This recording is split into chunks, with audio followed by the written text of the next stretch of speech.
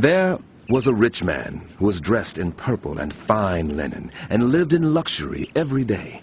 At his gate was laid a beggar named Lazarus, covered with sores and longing to eat what fell from the rich man's table. Even the dogs came and licked his sores. The time came when the beggar died, and the angels carried him to Abraham's side. The rich man also died and was buried.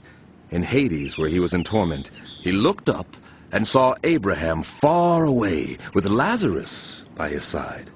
So he called to him, "Father Abraham, have pity on me and send Lazarus to dip the tip of his finger in water and cool my tongue, because I am in agony in this fire." But Abraham replied, "Son, remember that in your lifetime you received your good things, while Lazarus received bad things. But now he is comforted here, and you are in agony. And besides all this, between us and you, a great chasm has been set in place, so that those who want to go from here to you cannot, nor can anyone cross over from there to us." "Then I beg you, Father, send Lazarus to my family, for I have 5 brothers.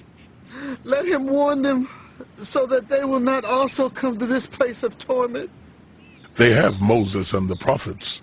Let them listen to them. No, Father Abraham.